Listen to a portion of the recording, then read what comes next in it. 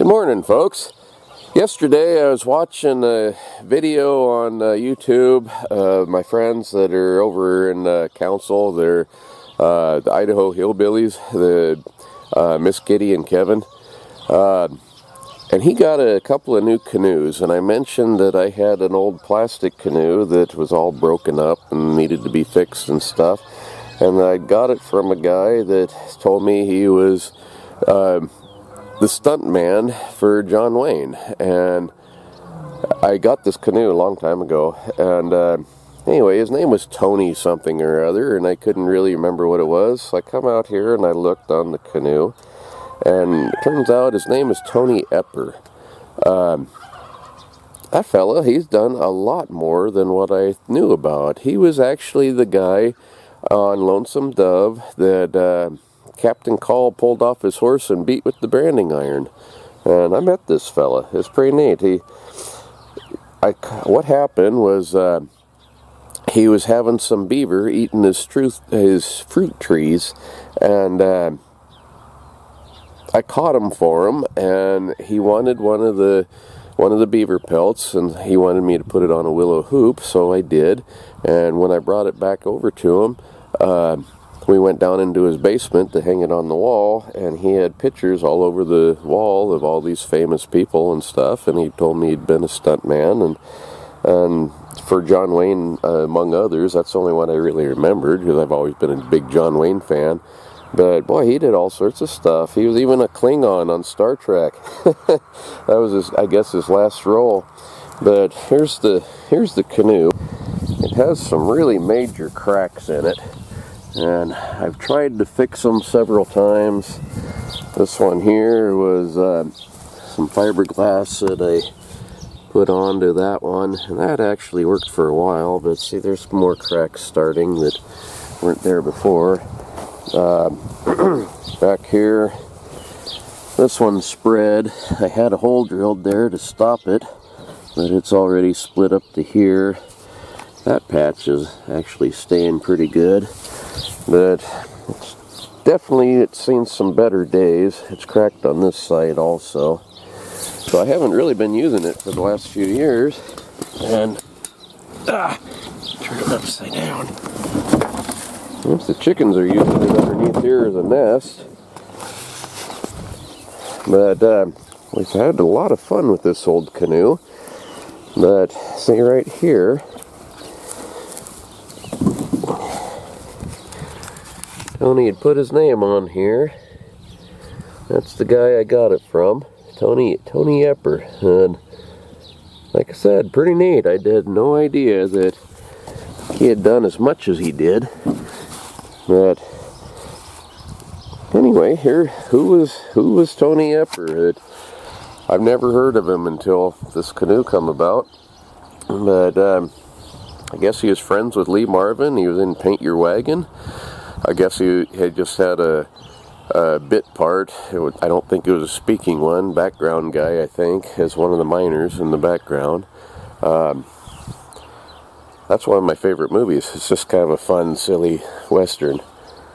But anyhow, I am definitely not going to throw this canoe away after all now. I'll have to fix it up and use it.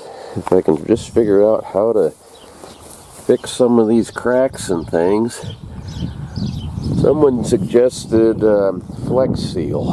I've never used that.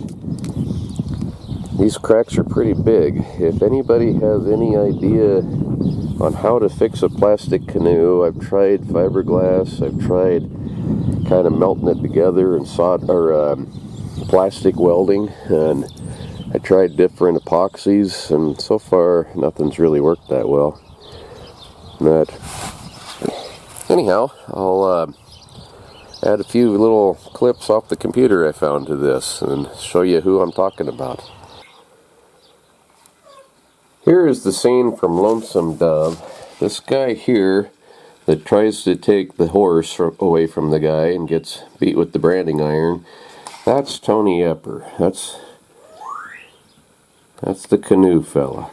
We're looking for fresh horses. Ours are putting their wore out chasing Red Cloud. That's a nice looking animal you got right there.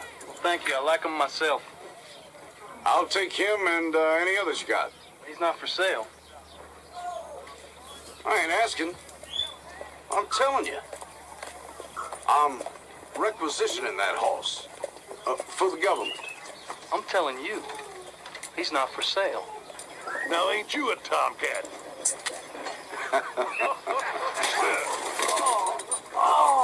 Now teach you to sass me, cowboy. Go on, get his horse.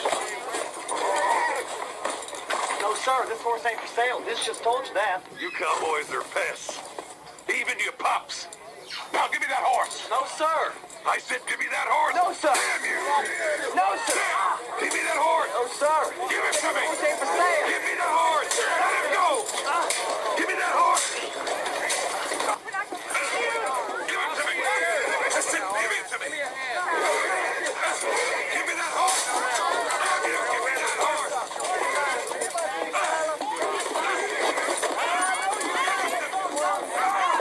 Leave him alone. Let me know.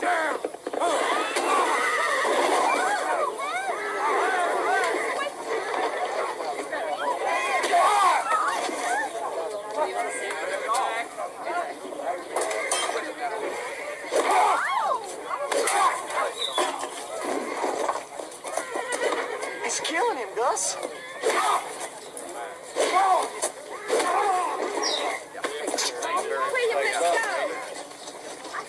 You go back to the wagon, son. Stay back here. Junior, stay back here.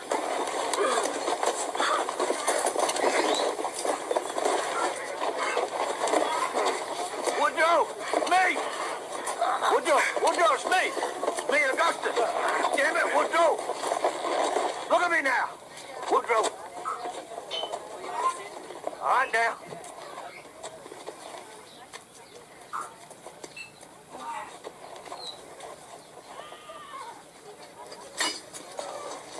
Come here. You hurt? No, sir. He just quirted me a little bit. Newt wouldn't let him take Dish's horse. Much obliged to you for that, Newt. It's all right, Dish. Your men and go right now. There ain't much left to go with. Just get what there is, Sergeant.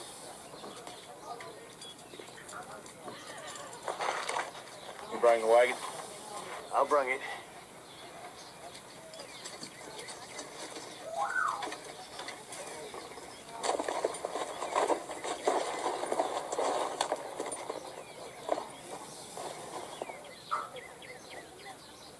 I hate rude behavior in a man. Won't tolerate it. When I met Tony, he was a crippled up old man. He was a big guy. I mean, I remember him being a really good sized fella. And he was hunched over. He couldn't walk very well. He was having a hard time.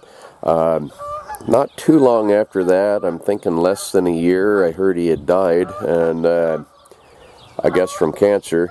But he was a nice guy. I really kind of enjoyed talking to him, but now I kind of wish I'd asked a few more questions. He was a more famous guy than I thought he was. But he was in Gunsmoke, and I mean, all sorts of different movies and things, and I didn't realize he'd done any acting also, but he was both a stuntman and an actor.